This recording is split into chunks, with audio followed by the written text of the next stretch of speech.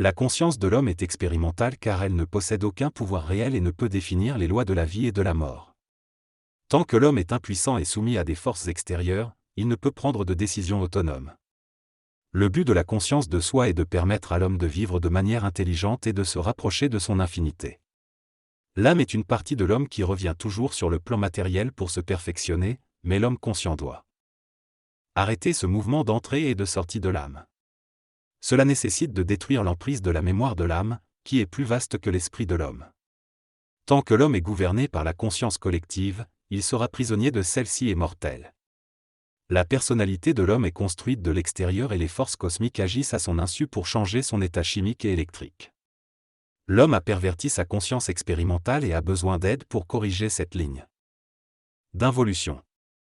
Lorsqu'il vivra dans sa nature réelle, il pourra contrôler les forces de la nature. L'évolution de l'humanité est arrivée à un stade où la conscience expérimentale ne suffit plus. L'homme doit dominer la matière et élever sa conscience à un niveau supérieur. Il doit faire une mutation profonde de son être et comprendre les lois de son évolution. Les mondes invisibles, où siègent les dirigeants planétaires, sont inaccessibles pour l'homme dans son état actuel.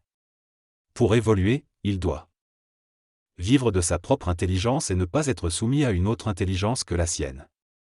L'humanité sera aidée dans ce processus d'évolution, mais devra être préparée et avertie de la nature des choses. L'homme est à la limite de ses possibilités matérielles et doit entrer dans la lumière de la Terre pour poursuivre son évolution et traiter intelligemment avec les intelligences supérieures qui veillent sur lui.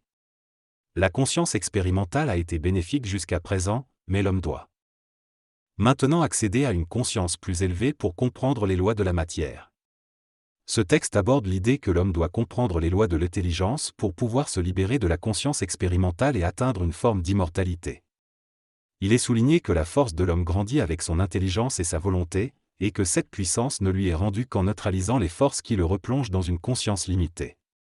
Il est également mentionné que la libération spirituelle mène à la mort, et que la libération de la mémoire de la conscience expérimentale rend l'homme immortel. L'auteur annonce l'avènement d'une nouvelle ère où les êtres qui se rendront compte de la conscience expérimentale seront approchés par d'autres et accéderont à une nouvelle intelligence. Enfin, il est souligné que la peur est la réaction normale à l'incompréhension, mais que l'homme doit apprendre à ne pas céder à la crainte et à tuer l'imagination qui engendre ces peurs. L'homme recherche différentes formes d'énergie qui renforcent sa matière et éteignent son intelligence. Cependant, il ne fait confiance qu'au rêve pour lui faire réaliser qu'il existe d'autres mondes et plans de vie.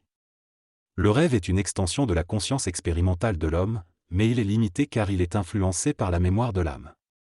Pour évoluer vers la lumière, l'homme doit se libérer de l'interprétation et entrer dans une conscience réelle, où il dialogue avec les intelligences dominantes des mondes de perfection. Pour cela, il doit comprendre la nécessité de haïr la forme qui maintient la conscience expérimentale, afin de permettre à la conscience supramentale de pénétrer. La haine consciente est une force qui permet de séparer le réel de l'irréel et d'établir progressivement la réalité dans la vie quotidienne. Cette haine doit être remplacée par la paix une fois conscientisée. L'intelligence de l'homme grandissant, il se révolte contre les formes qui soutiennent la conscience expérimentale et utilisent la haine consciente pour les détruire. Cependant, tant que la conscience expérimentale est présente, il est difficile pour l'homme de maîtriser l'énergie de la volonté. L'auteur explique que l'ouverture du canal énergétique permet à l'énergie vitale de descendre dans l'homme. L'instantanéité de la conscience expérimentale affaiblit l'intelligence et la volonté réelle de l'homme. En prenant conscience de cette instantanéité et en la suspendant, il peut corriger les dégâts causés par cette conscience et regagner son énergie vitale. La conscience expérimentale permet à l'âme de se développer mais doit être intégrée à la volonté de l'homme pour qu'il puisse s'élever au-dessus des lois de la mort. Si les forces qu'elle expérimente sont positives, l'âme s'élève dans les sphères de lumière, mais si elles sont négatives, elle descend dans les sphères de souffrance. L'auteur souligne une différence entre la lumière de l'âme, qui est la réflexion de son ascension dans les sphères, et la lumière de l'intelligence, qui est le mouvement descendant de la lumière dans l'homme. L'âme doit être transposée en intelligence, volonté et amour réel pour servir l'esprit de l'homme. L'homme ne doit pas confondre la lumière de l'âme avec l'intelligence de la lumière.